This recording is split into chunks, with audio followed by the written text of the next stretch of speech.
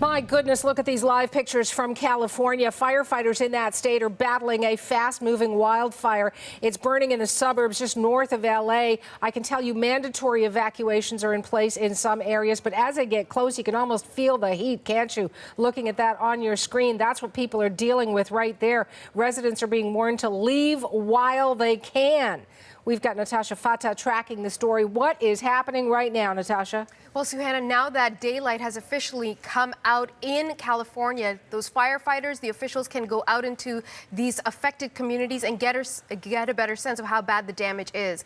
Those gusty winds overnight have really caused a lot of havoc throughout southern parts of California. We have been informed of multiple buildings and homes being burned, but an exact number at this stage has not been accounted for. Fortunately, so far, no reports of injuries, but this is what hundreds of firefighters across the state are dealing with. So as you mentioned, there are mandatory evacuations in place because if you're living close to there, and we know that it's creeping up on residential neighborhoods in the Los Angeles area, there's no way it's safe for people to stay in their homes. And in fact, overnight, people were trying to escape because one of those wildfires actually skipped over a number of highways, and so it was able to catch fire into areas that people had not anticipated having to leave in the middle of the night. So let's show you a clip of a person, a freelance journalist who was in those roads close to the firefighters, getting a sense of how dangerous the situation was.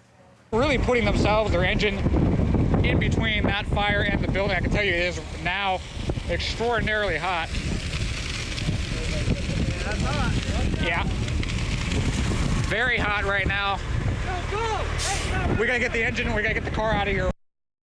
Imagine having to deal with a situation like that, and that's what the scenes were like overnight. Why was the fire moving so quickly? It had everything to do with those Santa Ana wind gusts moving the flames very rapidly, and we know that some people were trying to avoid the evacuation orders. They were trying to put out the fires themselves. Well, the police chief said, don't do that. You're putting everyone in danger. Let's have a listen to him.